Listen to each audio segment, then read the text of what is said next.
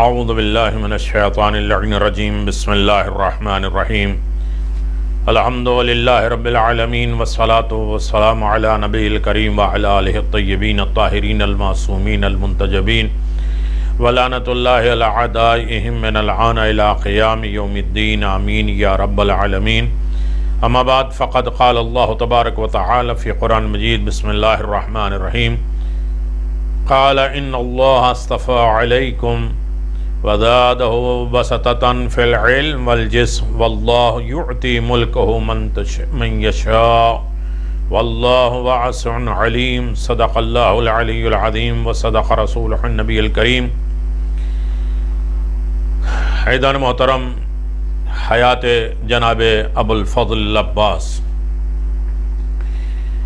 اقلیم وفا کے تاجدار، مملکت صبر کے سپہ سالار، عرصہ جانثاری کے شہسوار، لشکر ایثار و فداکاری کے علمدار، فرات حلم و ضبط کے فاتح نامدار، کربلائے جہاد بن نفس کے فارس کا کامگار، پرچم تسلیم و رضا کے محافظ، پاسبان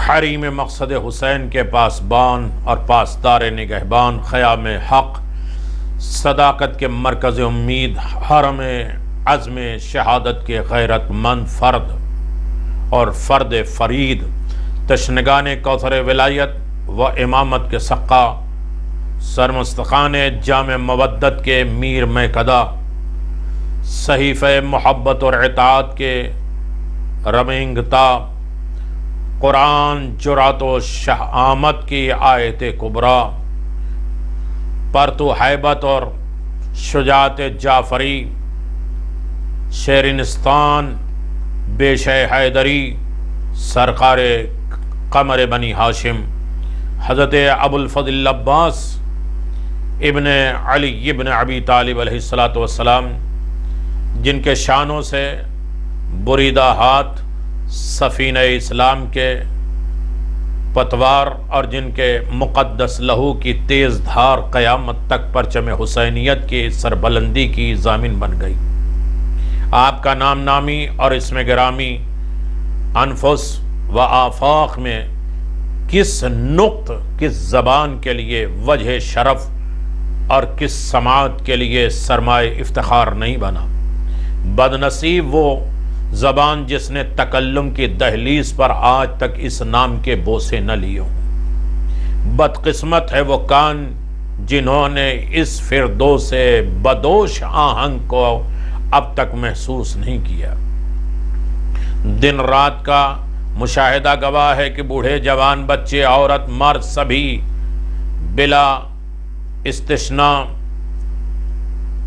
24 گھنٹوں کے دوران متعدد مرتبہ، کئی مرتبہ اس عظیم الشان نام کو اپنی زبانوں پر جاری کرتے ہیں اور ان کی برکتوں سے بہرہ مند ہوتے ہیں۔ جدھر سنیے کوئی مناجات، دعا، زیارت، فریاد اس نام کا واسطہ دے رہا ہو، کوئی درد غم اور مصیبت میں فریاد رسی کے لیے اس کا ورد کر رہا ہے، اور کوئی آپسی معاملات میں قسم، عہد، پیمان کو مضبوط اور مستحکم بنانے کے لیے اس نام کا حوالہ دے رہا ہے، کوئی دشمن حریفوں کے شر سے محفوظ رکھنے کے لیے ان کی دعائیاں دی جا رہی ہیں۔ کہیں انسانوں اور اوصاف اور کمالات کی منزل معراج کے باب میں اس نام کا تکرار کا سلسلہ جاری ہے،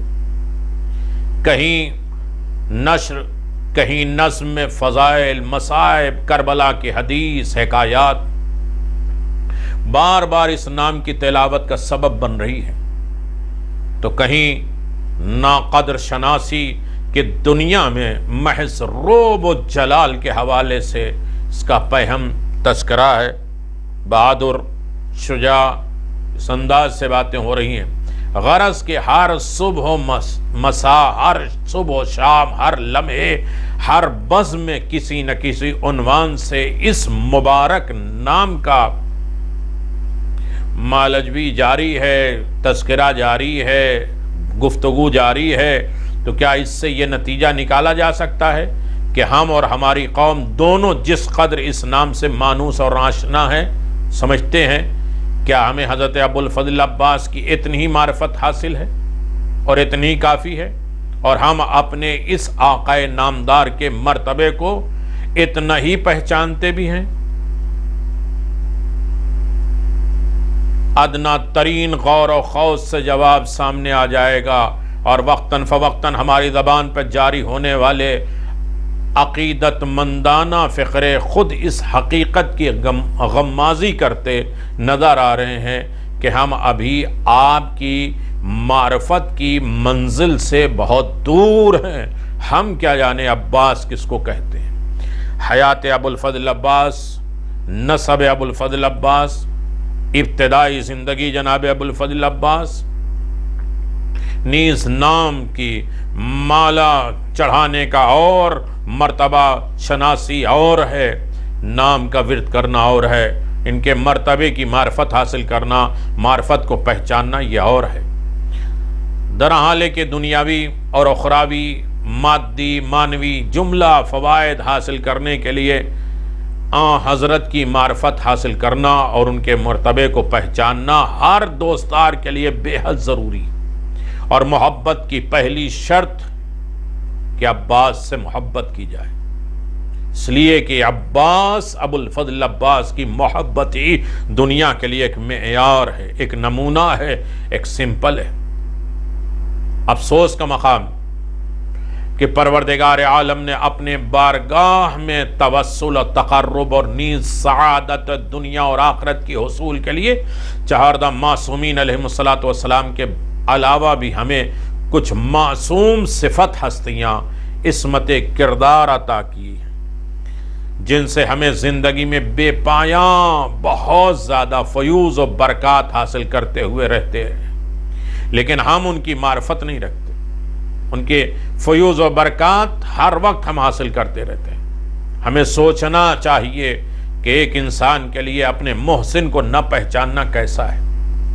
شاید اسی طرح ہمارا ضمیر بیدار ہو جائے اور ذہن خواب غفلت سے چونک اٹھے، بالآخر یہی امر ہمارے لیے اپنے عظیم الشان محسن اور دونوں جہاں کہ کرم فرماؤ کی معرفت کے حصول کا محرک ایک ذریعہ بن جائے اور اس راہ میں اٹھنے والا پہلا قدم بن جائے۔ حیات ابو الفضل عباس۔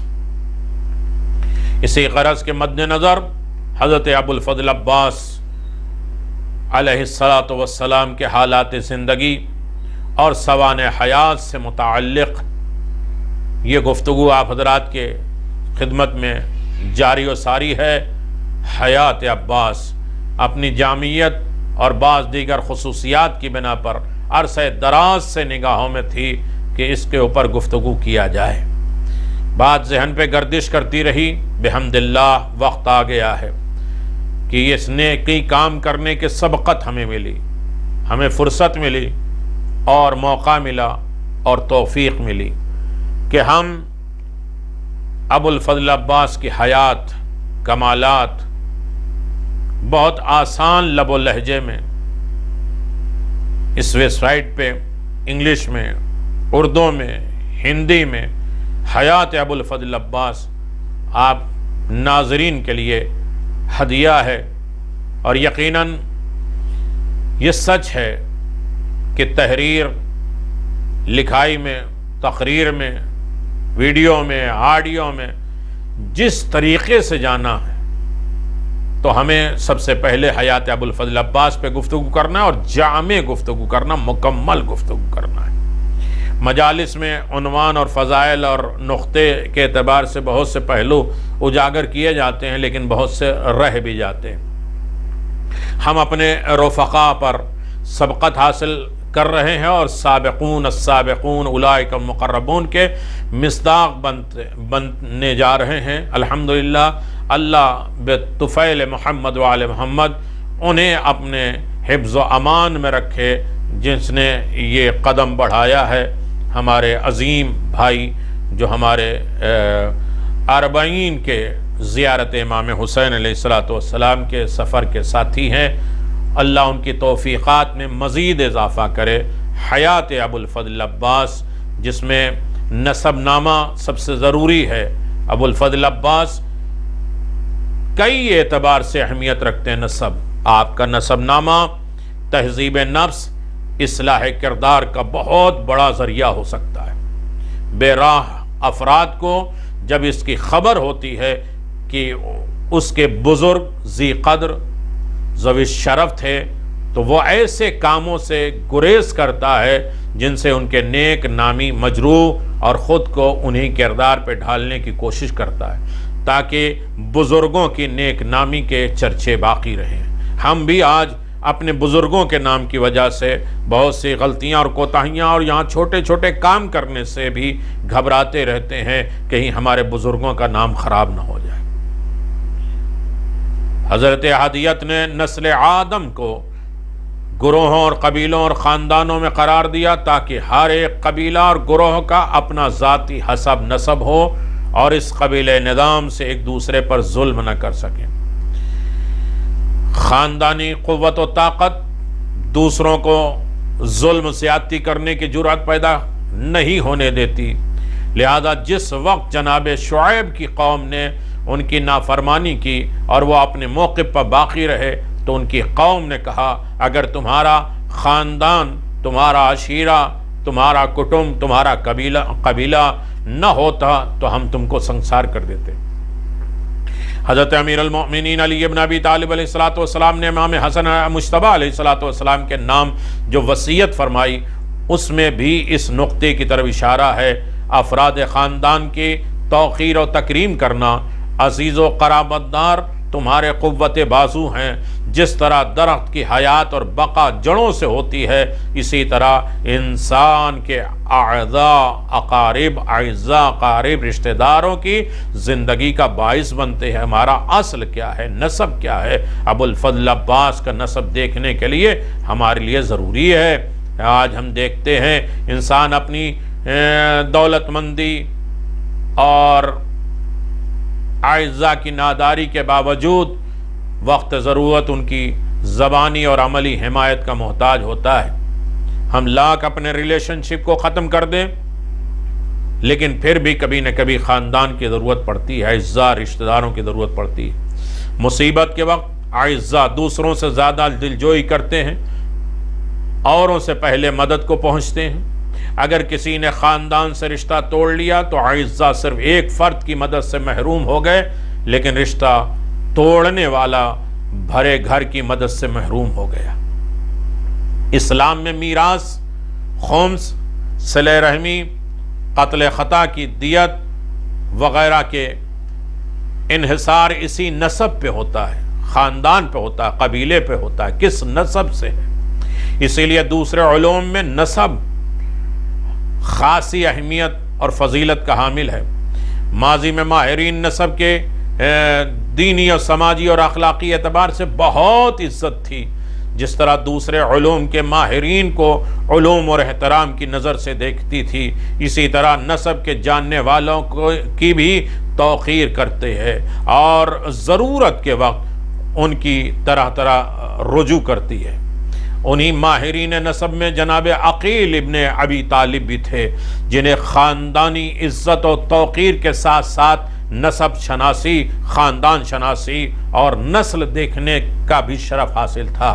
آپ کو عرب کے قبیلوں میں خوش کردار، خوش اطوار خاندان، اخلاقی صفات و کردار سے بے بہرہ گھرانوں کی پہچان تھی۔ اسی لیے شادیوں کے لیے بیویوں کے انتخاب اور بچوں کی پرورش کے لیے دائیوں کو انتخاب کرتے وقت حضرت عقیل کی طرف رجوع کرتے تھے۔ حضرت عقیل سے پوچھا جاتا تھا تاکہ اچھے سے اچھے خاندان کا پتہ چل جائے، چونکہ اسلام کا حکم ہے کہ شادیاں کرتے وقت اچھی عورت کا انتخاب کرو، کیونکہ ماں کی عادت و اطوار کی طرح ماموں کی صفت بھی بچوں میں منتقل ہوتی ہے۔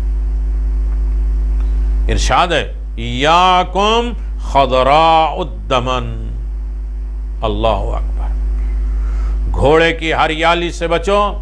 جب لوگوں نے حضرت سے اس کا مفہوم مانگا تو کہا المرات حصاں فی من منبعۃ السوء، برے خاندان کی اچھی خوبصورت حسین عورت پر نہ جاؤ بلکہ ان کی عادات و اطوار پہ جاؤ۔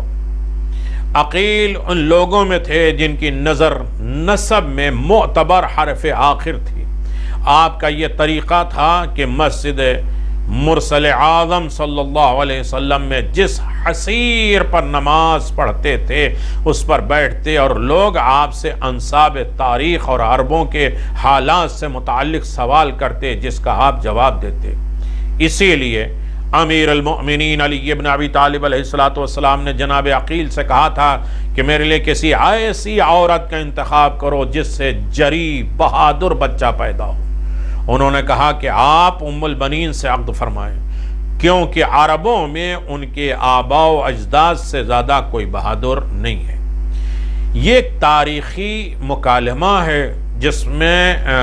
جس کو میں نے نقل کر دیا، ورنہ ہمارا عقیدہ ہے کہ ائمہ اطہار علیہم السلام اس عالم ہستی کے ہر اچھے برے، ہر مخلوق کے اچھائیاں اور حسن خوبیاں سے باخبر ہیں،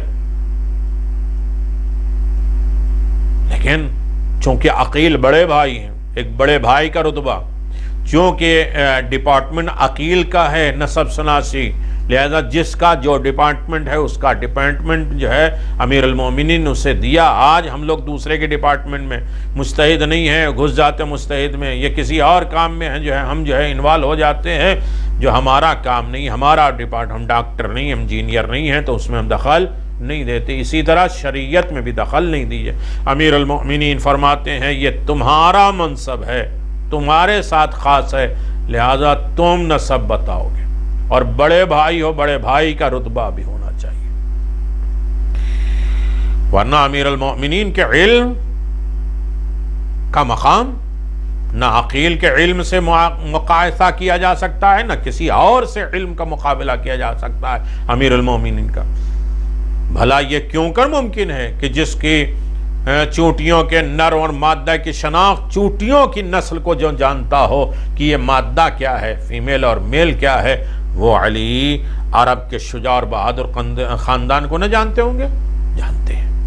یہ بتلانے کے لیے جناب ابو ذر غفاری کا بیان ہے کہ امیر المؤمنین کے ہمراہ ایک بیابان سے گزرا جہاں بے شمار چوٹیاں تھیں، انہیں دیکھ کر میں نے کہا پاک و پاکیزہ وہ ذات ہے جو ان کی تعداد سے باخبر ہے، اور جس میں امیر المؤمنین نے فرمایا یہ نہ کہو بلکہ یہ کہو کہ پاک و پاکیزہ ان کا پیدا کرنے والا ہے، کیونکہ تعداد تو میں بھی جانتا ہوں، یہ بھی بتا سکتا ہوں کہ اس میں نر کتنے ہیں، مادہ کتنے ہیں۔ امیر المؤمنین علی بن ابی طالب علیہ السلام کے علم کی ایک اور مثال فرما دیتے ہیں۔ ہمارے شیعہ آدم سے پہلے ایک مخصوص طینت اور شست سے پیدا کیے گئے، نہ کہ تعداد میں اضافہ ہوگا اور نہ کمی۔ میں جب ان کو دیکھتا ہوں تو ان کے ہر فرد کو پہچان لیتا ہوں، اور دوست دشمن کو جانتا ہے، اور اس کے آباء و اجداد اور خاندان اور قبیلے ہمارے ہاں لکھے ہیں۔ امیر المومنین فرماتا جو بھی ہمارا چاہنے والا مومن ہے، ہم اس کو اس کی نسل کے ساتھ، اس کے خاندان کے ساتھ، اس کے نام کے ساتھ، اس کے قبیلے کے ساتھ ہم جانتے ہیں، اس لیے کہ وہ ہمارے پاس لکھا ہے۔ حضرت کو غیب کا علم تھا، آپ کو نسب کی شناخت کے لیے جناب عقیل کی نشاندہی کی ضرورت نہ تھی۔ شاید حضرت کو گفتگو روزمرہ کی بات چیت کے عنوان سے رہی ہو، بہرحال، اور یہ قیامت تک یہ چیز باقی رکھنا ہو کہ جس طرح میرے دل میں شوق پیدا ہوا کہ عباس ہو، اس طرح عقیل کے دل میں بھی پیدا ہو کہ ان کے ہاں بھی ایک مسلم ابن عقیل پیدا ہو۔ بہرحال ائمہ اطہار کے کاموں میں مصلحت اور حکمت ہوتی ہے، جس میں سے کچھ کو ہم درک کر لیتے ہیں، حاصل کر لیتے ہیں، اور کچھ کو خود جانتے ہیں۔ چنانچہ حیات مرسل اعظم میں بھی ایسے نمونے موجود ہیں۔ آپ کا فیض الہی و ارادہ ربانی سے براہ راست ربط تھا، آپ کو کسی کے مشورے کی ضرورت نہیں تھی، مگر اس کے باوجود اصحاب سے مشورہ لیتے تھے۔ لہذا جناب عقیل سے حضرت امیر المؤمنین کا سوال بھی اسی نوعیت کا تھا کہ اس سوال کی ایک وجہ یہ ہو رہی ہے کہ حضرت یہ درس دینا چاہتے رہے ہوں کہ انسان عقل کے کتنے بھی بلند مرتبے پر کیوں نہ فائز ہو جائے، لیکن دوسروں سے صلاح اور مشورہ لیتے رہنا چاہیے تاکہ وہ مکمل انسان بن بن سکے، تاکہ خود رائے کی بری صفت سے بچ سکے۔ محمد و آل محمد کی اس روش نے اصحاب کو مشورہ اور استخاروں کے عادی بنا دیا۔ حضرت نے ارشاد فرمایا کہ میں جس خود رائی پائی جانے والے گمراہ ہیں اور صرف اپنی عقل پر بھروسہ کرنے والے، جس میں سے خود اپنی رائے پر بھروسہ کرنے والے گمراہ ہیں، اپنی عقل پر بھروسہ کرنے والے گمراہ ہیں۔ مدینۃ المعاجز کتاب نمبر 115 اختصاص شیخ مفید بصائر الدرجات، ان تمام چیزوں میں حالات بتائے جا رہے ہیں۔ یعنی جو انسان اپنے عقل کے اوپر بھروسہ کرے اور اس کے بعد مشورہ نہ لے کبھی شرمندہ ہوتا ہے، اور اگر مشورہ لے لے تو شرمندہ نہیں ہوتا، استخارہ دیکھنے والا گھاٹا نہیں اٹھاتا۔ حضرت کے مشورے کا ایک اور نمونہ، جس وقت ابو سفیان کی تجارتی قافلے کے راہ روکنے کے لیے پیغمبر اسلام مدینے سے نکلے تو مقام زفران پر آپ کو یہ خبر ملی کہ قریش لشکر اسلام پر حملہ کرنے کی ٹھانی ہوئی ہے۔ اس خبر کے ملتے ہی آپ نے اپنے اصحاب سے سوال کیا، تمہاری کیا رائے ہے؟ آیا ابو سفیان کا پیچھا کیا جائے یا قریش کی سرکوبی کے لیے نکل پڑوں؟ حاضرین میں سے 2 آدمیوں نے کہا بہتر ہے کہ قریش سے نہ الجھیں، کیونکہ یہ لوگ نہ ایمان لائے ہیں اور نہ ہی ہار مانے ہیں۔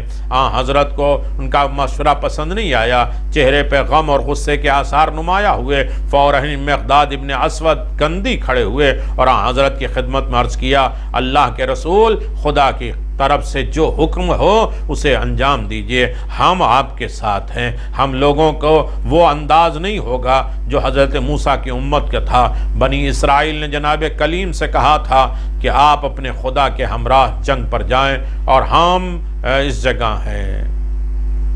خدا کے رسول، ہم ایسے نہیں ہیں کہ جناب موسیٰ کو اکیلے چھوڑ دیں، آپ خدا کی نصرت اور مدد کے ساتھ جنگ پر تشریف لے جالیں، ہم بھی آپ کے ہمرکاب ہوں گے، ساتھ ہوں گے، جب تک دم میں دم ہے، کبھی میمنہ، کبھی میسرہ، کبھی مورچے پر پہنچ کر آپ کی نصرت کریں گے اور کرتے رہیں گے۔ خدا کی قسم، جس نے آپ کو رسول بنا کر بھیجا، اگر وہ حبشہ کے شہر برالغام جیسے دور دراز علاقے میں جنگ کے لیے روانہ فرمائے تو ہم آپ کے لیے حاضر ہیں۔ حضرت جناب مقداد کی تقریر سن کر مسکرائے اور چہرے پر خوشی کے آثار نمودار ہوئے۔ تبری مستصرف جلد نمبر 1 اس میں سب موجود ہے۔